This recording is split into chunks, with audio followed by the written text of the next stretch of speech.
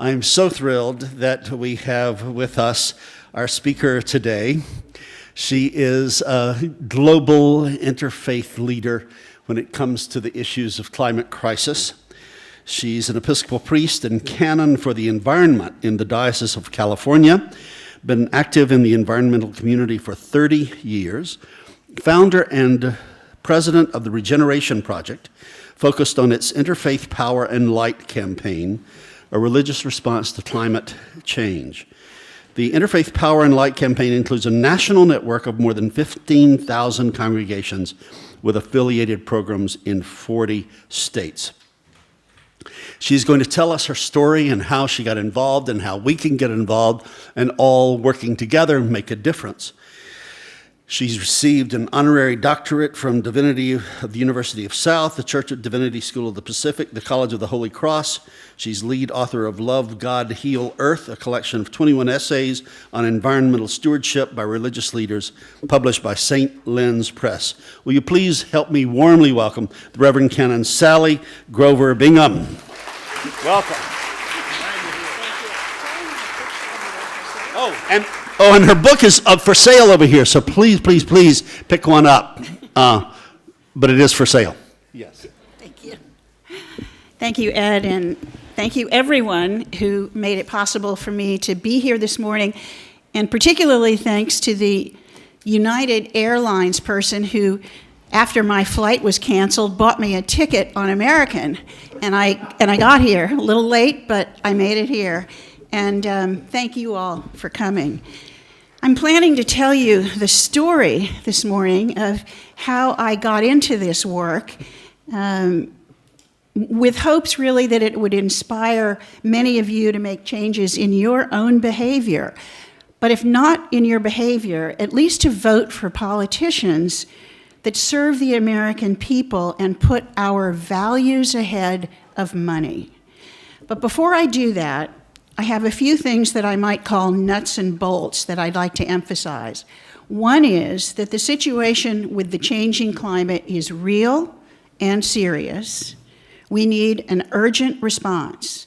The science is clear and unequivocal. The cause is also clear and unequivocal. And I'm not here to debate that. There's some good news in the progress being made towards climate action.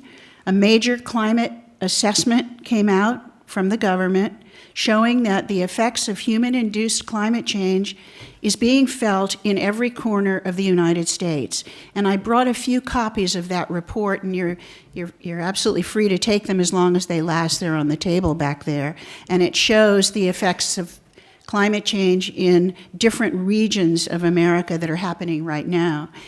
In June, the Environmental Protection Agency proposed a Clean Power Plan, which for the first time ever will put limits on carbon emissions from power plants.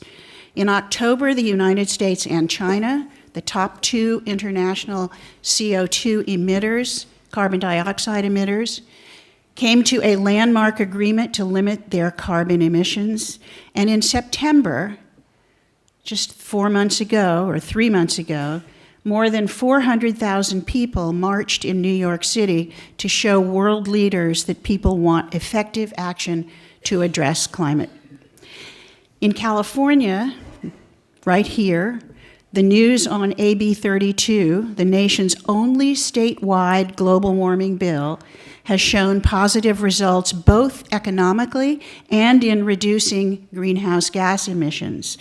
Our governor and lots of others, but particularly folks like Tom Steyer, who I know you've heard from, he's been here at the forum, they're doing all in their power to prevent this historical legislation, AB 32, from being attacked, delayed, or diluted.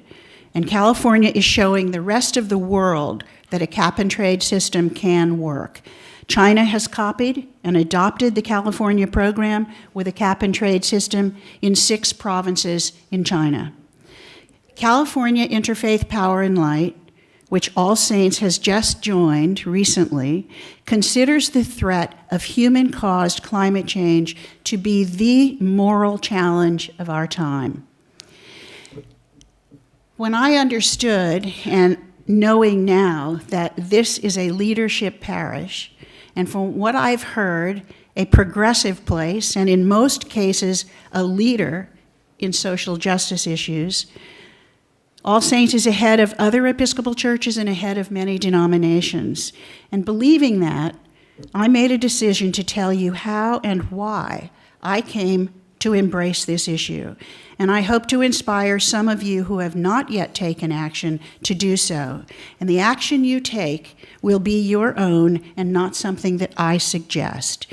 All of us who have already taken action can always do more. And there are many things that we can do. Each person has choices. And you don't have to look too far to find ways to cut energy use, pollution, and waste. So here's how the ministry began. In the mid-1980s, my husband and I and 3 children moved back to San Francisco from New York City, where we had been living. And both of us grew up in California, so we were happy to be headed home. Once settled in San Francisco, I was invited to be on the National Board of Environmental Defense Fund. And it wasn't because I was a well-known environmentalist, but rather because my husband had done very well on Wall Street. There was potential for generous giving. One of the EDF board members was a friend of ours and very persuasive in getting me to join an organization that I didn't know much about. She said, "Sally, you want to go back to California and sit by the pool and play tennis, read magazines, or do you want to do something worthwhile with your life?" And she knew that I had never done anything outside of being a nurse, a tutor, a chauffeur, cleaning lady, laundress, and caretaker for my family. But with 2 of my 3 children in or close to college, and 1 in 2nd grade, she assumed that I might have some time on my hands. She was right, and I accepted the invitation. I said yes. The 2 things that will come up later in this story are that I had a wealthy husband and that I said yes. Remember those things. When one is a board member of a national environmental organization and regularly attends meetings, you get a brilliant education on what humans are doing to the planet. At least at EDF you do. Subjects like overfishing, deforestation, pesticides in fresh water, the dangers of asbestos, antibiotics and growth hormones being fed to livestock, lead in paint and gasoline that was known to harm children, too much carbon dioxide in the atmosphere. Even then, in the 1980s, Michael Oppenheimer was talking about global warming, and I believed every word, and I became engaged. I was then, and obviously still am, an Episcopalian. I wasn't a zealot, but I did attend services on a regular basis, and my youngest son was an acolyte. I was a member of 2 communities and devoted to both of them, Environmental Defense Fund and the Episcopal Church. At one meeting, I'd be learning about humans destroying the earth, and at the other, humans were destroying the earth, and at the other, people were praying for a reverence for the earth. But there were never any prayers at the EDF board meetings, and there was never any discussion of the destructions that humans were causing to the earth in the church services. So how could we, as parishioners, sit in a pew, profess a love for God, pray for a reverence for the earth, love our neighbors as ourselves, and let God's creation, that God called good, be destroyed? We could not. So stirring deeply in me was this question. So I took my questions to the clergy at our church, to our bishop, to all of the people around the cathedral, to my neighbors who were Roman and Jewish, Presbyterians, and many other Protestant denominations. No one had ever heard a clergy person mention protection of creation from the pulpit. And I was surprised.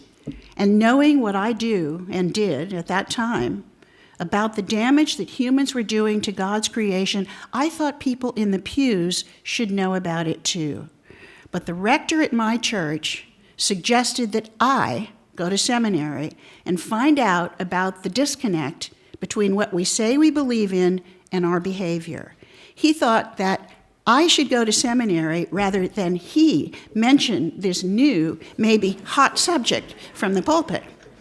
So I said yes, and the wealthy husband paid for it. But not so fast. I had never been to college. So once I found out that you cannot set out to earn a master's degree without an undergrad degree, I had to go to 4 years of college. I was 45 years old. It was a challenge, but it was really, really fun, and I inhaled the education. A Jesuit education, because the University of San Francisco is a Jesuit college.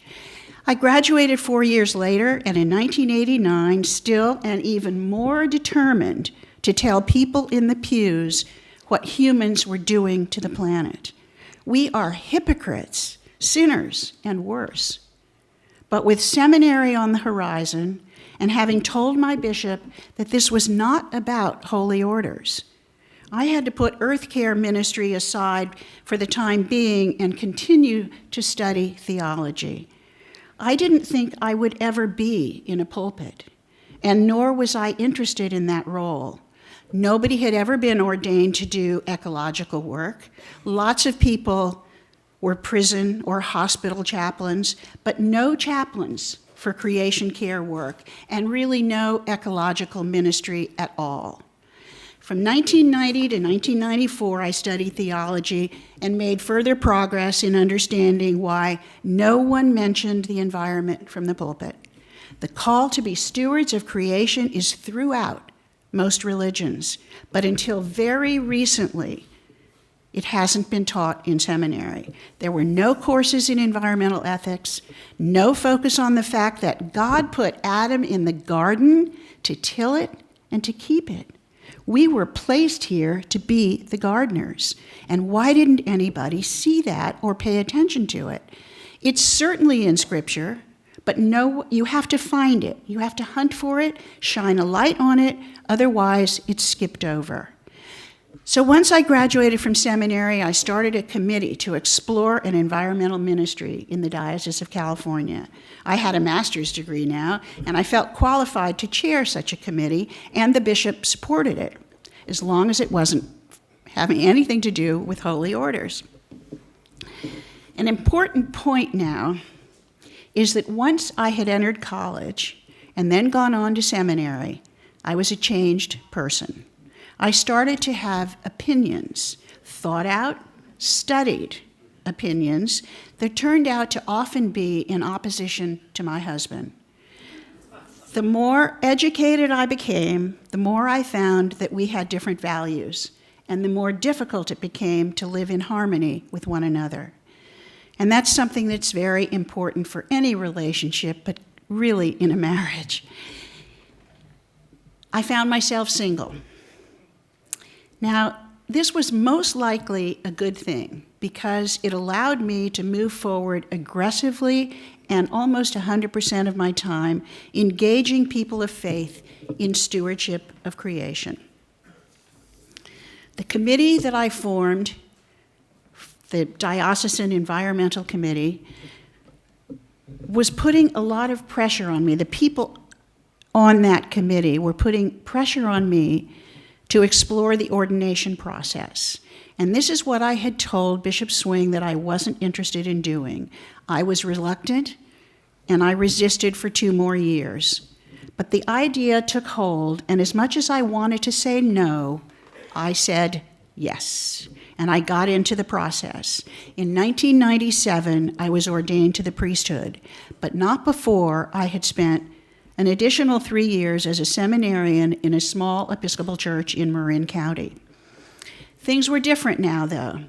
10 years after saying yes, 4 in college, 3 in seminary, and 3 working as a volunteer in a parish, but without the husband to pay for anything, I had to find a way to support myself. Now, what better way than to link the 2 things I loved most, religion and the environment?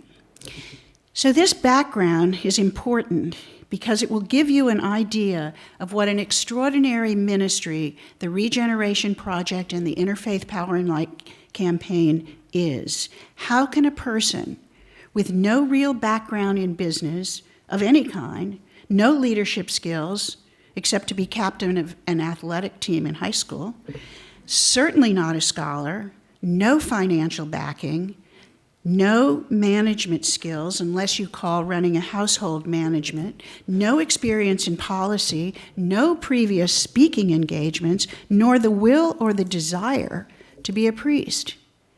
How could I end up here speaking to All Saints Pasadena, one of the most well-known and powerful parishes in the Episcopal community? It's been an amazing journey, and I was afraid all the time of what I had gotten involved in, and I still sometimes wonder, how did this happen?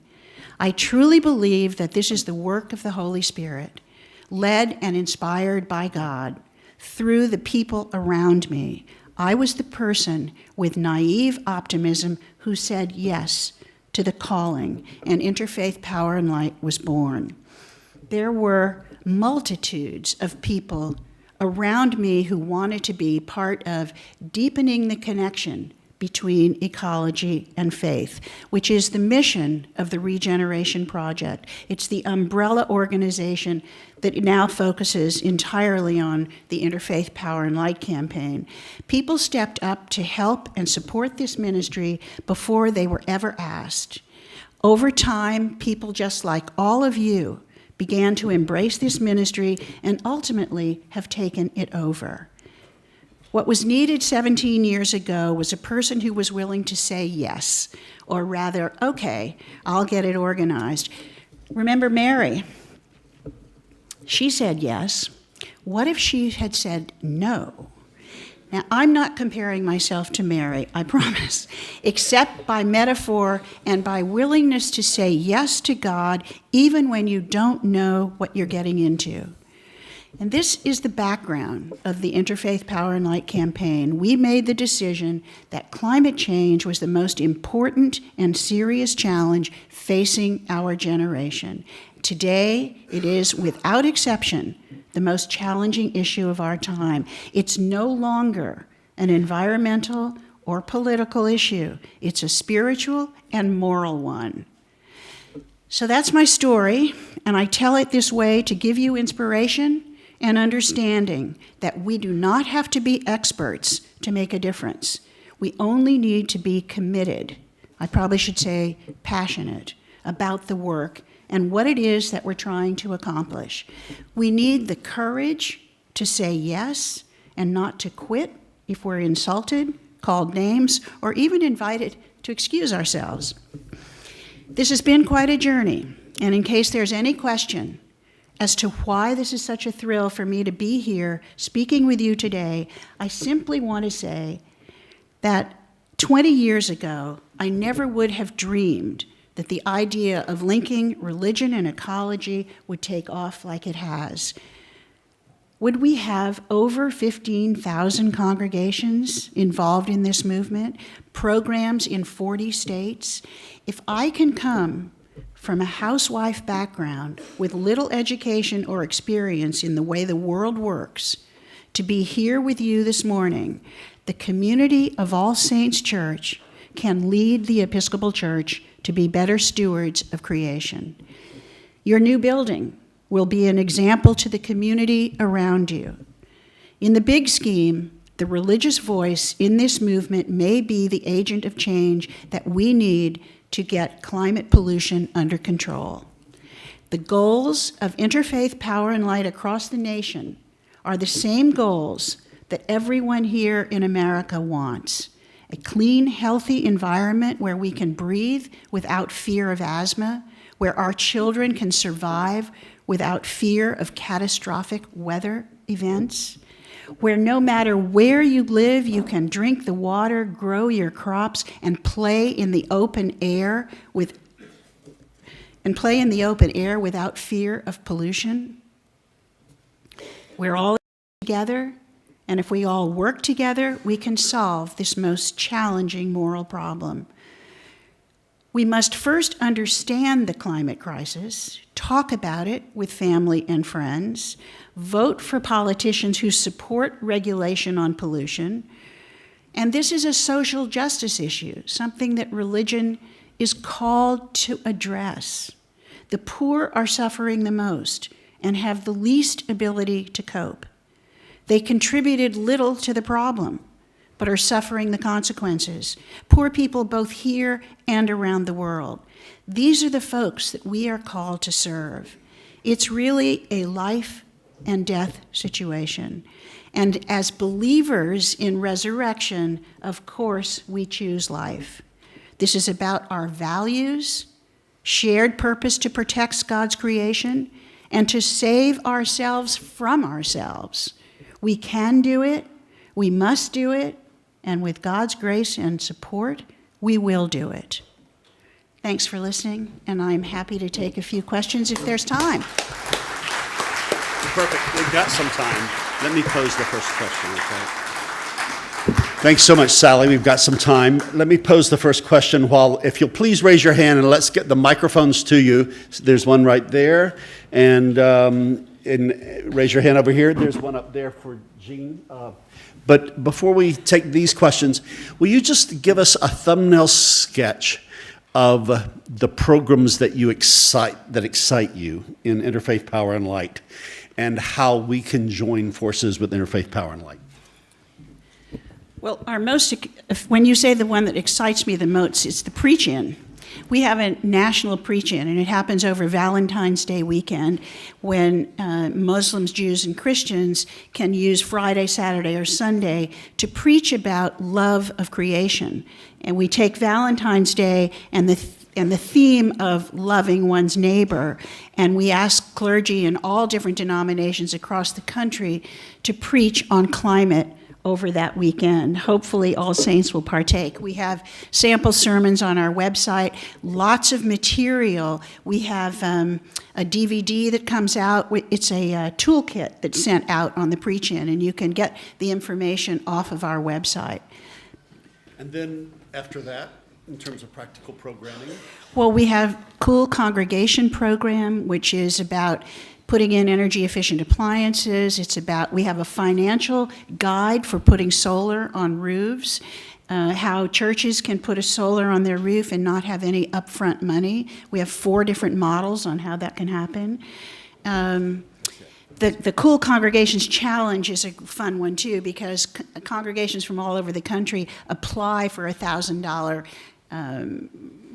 grant, if you will, and they show us all the different things they've done in their congregations to cut pollution, waste, and carbon emissions.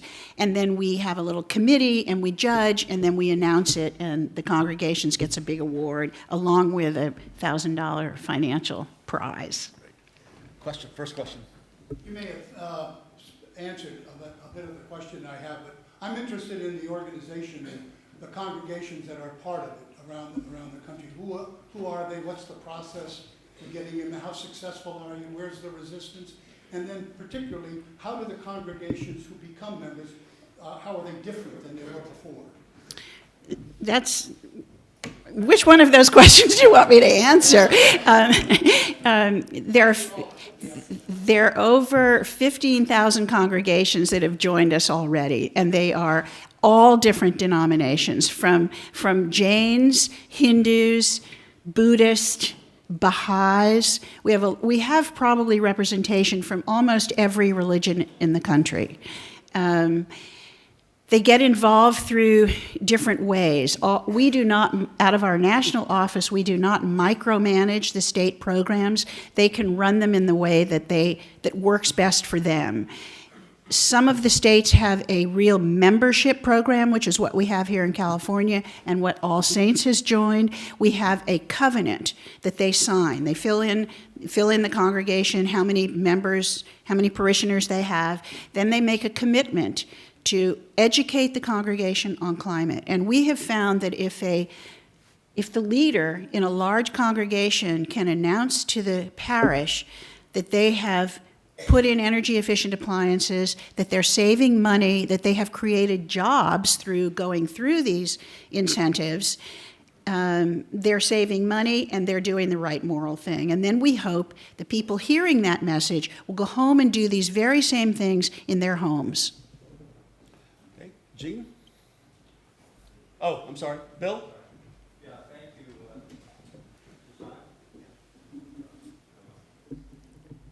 Thank you, Sally, for being here. It's not quite on yet. We got it up. Okay, now try, Bill. Yeah. For the screen. I think we're on, right? Yeah. Thank you for being here. I've followed your work for a number of years and just am very impressed with your story and your commitment to this cause. I too have spent a good deal of time trying to think through how we link up the interfaith community and this human urgent crisis that we face. And so you represent a key example of that, and a real active one. I am also very impressed with the fact that we live in a state that has taken leadership in this regard. You did mention Assembly Bill 34. 32. 32, I'm sorry. And then there's also, I understand, a more recent bill, Senate Bill 375, which builds on AB 32. But essentially, what I understand these bills are doing, at least in part, is to mandate that every region of California adopt goals for carbon reduction that match then the overall California bill. And I've just played around with the notion that if the interfaith community can get behind something that's already established in the state, is that an effective strategy in your mind? I think it is, because I think that when we go in and talk to legislators about the moral and theological reason for doing the right thing, we have more of an effect than if we come from the Sierra Club or a well-known environmental organization. And we have actually had a case in Indiana. There's a big coal company in Indiana that the Sierra Club has been trying to retire for a number of years. They're called Hoosier Interfaith Power and Light. When those religious leaders went in and talked to the CEO of that coal company, it made an enormous difference. He called her back and said, "We've had pressure from the environmental community, but we've never had religious leaders come in and talk to us about this, and they're going to shut down that coal plant about 4 years ahead of time, largely because it was religious leaders." But Bill, you brought something up too that I think is important to say. When I started this ministry, I wanted the Episcopal Church to use renewable energy. That was sort of our goal. And over time, not only did I learn that renewable energy is important, but so is conservation, so is policy. What I hadn't expected is that the interfaith community would come together around a specific issue. Religions are often in conflict with one another. But when I went to Utah to help launch the Utah Interfaith Power and Light program, it was at the Episcopal Diocese in Salt Lake City, but there were more interdenominational, interreligious people in that room that I had ever been with. Every one of those denominations and religious folks were interested in saving creation. And it was bringing the Jews, the Muslims, the Christians, the Baha'is, the Mormons, all together. You know, it's almost as if you have a common enemy, you come together. Every religion calls for stewardship of creation and that we are the protectors of this planet. So having this interfaith community come together around that subject was kind of an unintended consequence of this work. Next question is Anne, and there also, please. Jean? Thank you very much for being here. This is very simplistic, but could you please give us some ideas of what we can do as individuals? Because if everybody does it, it would mount up, and individuals wouldn't make much difference. But I'm sure there's some things we should be trying to do. Thank you for that. And you're reminding me that someone asked that very same question of Jane Goodall. She came to Grace Cathedral several years ago, and she said, it may not seem like you're doing very much when you turn the water off when you're brushing your teeth, but what if everybody did? We would save a river. Just the things that I do in my own house. During Lent, I turn the heat off, and the house got as cold as 48 degrees inside, but I felt really good about shutting my heat down. I drive an electric car. I have a compost in the backyard. I have changed every one of the light bulbs in the house to put in compact fluorescents. And there again, when we started this work, there were people who said, well, this is so much bigger than changing light bulbs. But as you just said, if all of us changed our light bulbs, we would cut down on the amount of carbon emissions and greenhouse gas emissions that go into the atmosphere. And it's important that everyone do their share. And I hope you'll invite me back, but I was picked up at the airport today in one of the biggest SUVs I've ever driven in.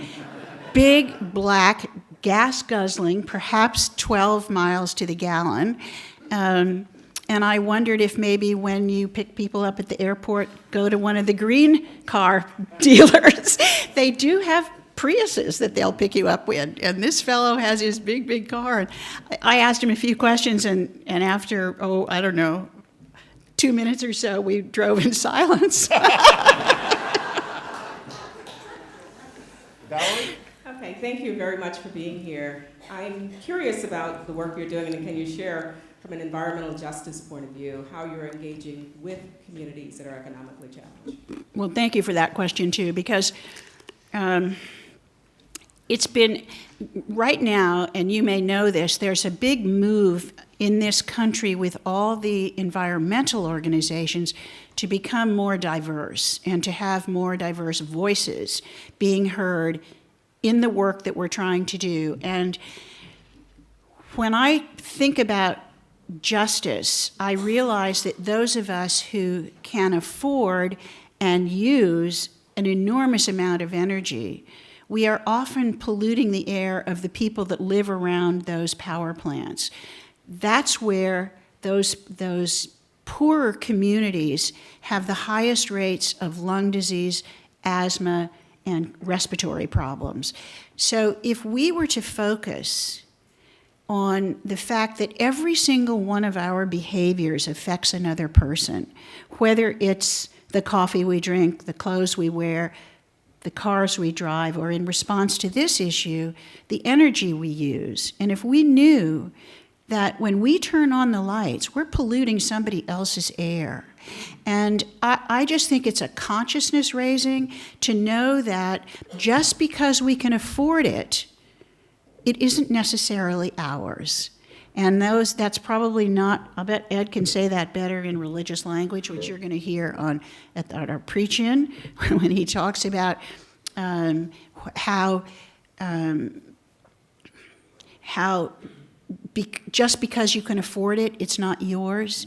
The folks that suffer the consequences of the changing climate are really the poor people who have the least ability to cope and who didn't contribute to this problem. So we have to make every effort to help those folks. Yes. Yes, Sally? Here, let's get the mic just because of the people who are streaming, okay? Thank you. Sally, are you familiar with the Ceres organization? Yeah. I was talking to them last week. I know they're having a conference in mid-May. A lot of corporations come there. Bill McKibben was there last year. Yeah. Is Interfaith Power and Light planning to, no? You may be there? Only because we've never been invited to be Really? there. I know about Ceres, and Mandy Luber, I think, is the woman that runs it. It's a very expensive conference to attend. They just have never invited the religious community in to do presentations. It's mostly business and corporations, and they do fantastic work. It was started by a fellow called Bob Massey, who's an Episcopal priest. Do you ever know Bob Massey? He started it years ago in Massachusetts. Yeah. Have you thought of inviting yourself? Excuse me? Have you thought of inviting yourself? No? Phil?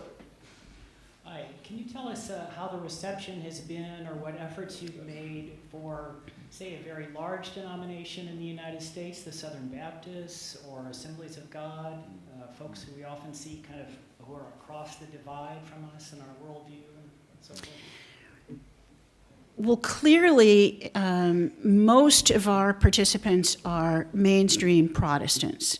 We have lots and lots of Catholics, and the Catholic Church is coming on board, and of course, St. Francis has made climate change a priority subject. He's coming out with the encyclical this year that is going to include Pope Francis. What did I say? Saint Francis. Oh, well, he is St. Francis, isn't he?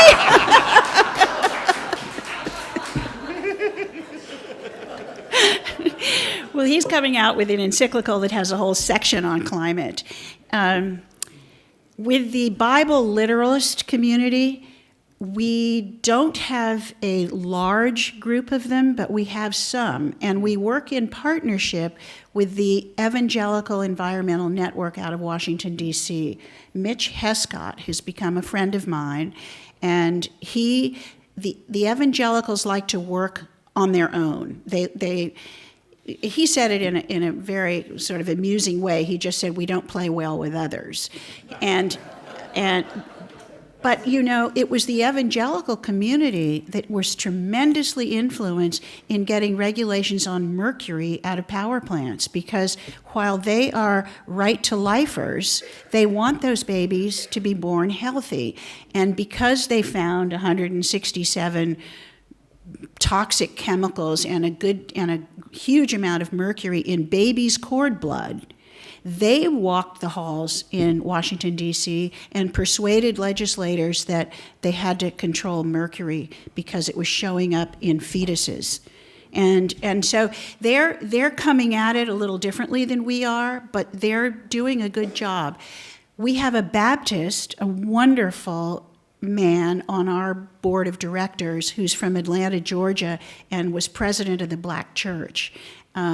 Gerald Durley is making climate change a subject for the. He's not Southern Baptist; he's Baptist, but we're making entree into all of those denominations. It's been slow, but yes, we are. I'm sure you're aware of the recent science article that says that humanity's current burn rate, it would take 1.5 planets the size of Earth to sustain our lifestyles. So one question is, can we do enough individually? And another conclusion to that article is that the institutions we have in place are really not adequate to address this problem. So do you share that feeling that our institutions can't address it adequately? Did you say can't or can? Cannot. No, I think we can. I mean, I wouldn't be standing here having dedicated my life to this. I'd go back to the swimming pool with the magazines if I didn't think we could do anything. I really do believe, and also because there's been so much progress lately.